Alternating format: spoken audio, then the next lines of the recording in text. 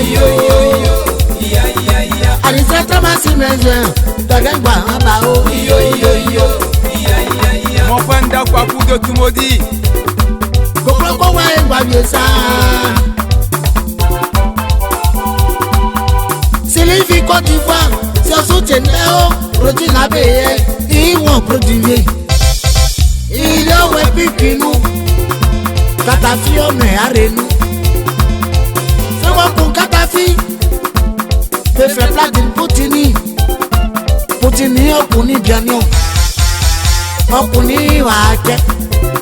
Andeke wa Katafi wa ba. On dégueule à ce programme. Oifa olibabu liosai Koko bo masuwa kamandele Omago mbeli eni akansian o Katafi Kote ati teso Abo masu kandele Onyama be o boatinu Yabe yibe bo mbelon Abo masu kandele Aklomonia mamu Akrakonia mambe pagi Okumate ebe potu manio Katafi kweli akunde o Katafi pa ife o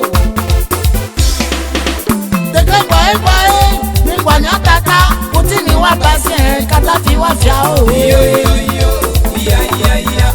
Onya makulu bade Ono Katafi Koko bebe ribo Abasu kandele Osiziti akwi asyenyo Àwọn tí a ṣe bá apẹ́sẹ̀ bọ́lọ́ amọ́kùnrin àṣẹrọ.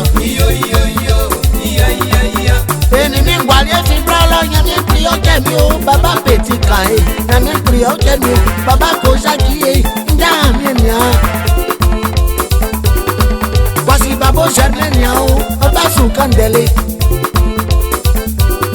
Yẹ ènì mi gbàlẹ́ fi bọ́lọ́ yẹn mi pè ọ́ jẹ́ mi o yíyó.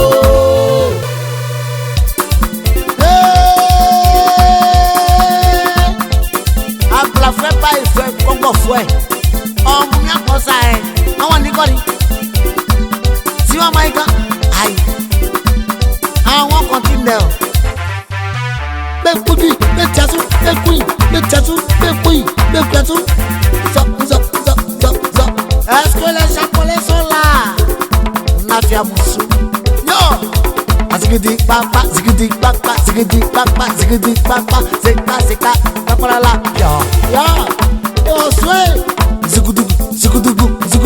zigudugu suka kuka kaparala pao yo akala undeye ojo ma be won bo ya won mo ko sa e won ti ko ni why is it the war bro dije furio senda ku pop like tengwa oswe zigidita sika kapalala yo oswe azigudu pepe zeka palala pao e oswe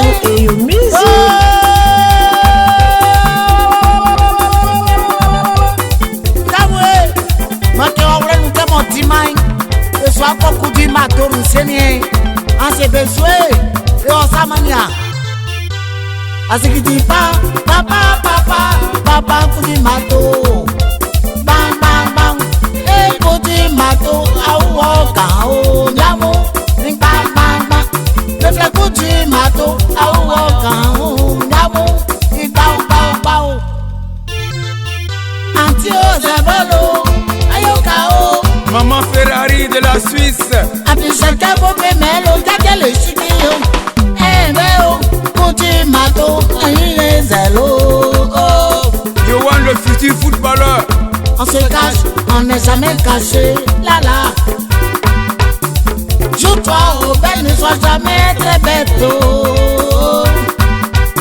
C'est que tu suis, c'est ça qui est pour toi.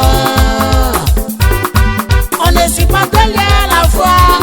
Ne sois pas pressé pour pouvoir évoluer. Donne à César ce qui appartient à César, lala.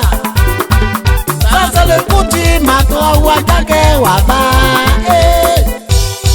Mika, makitubodi dasabu. Eluro. Mato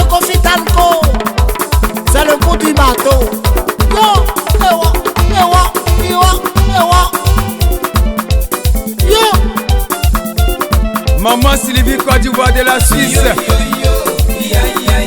Maman Eliane la bourgeoise de la Suisse. Marvin Kwasi,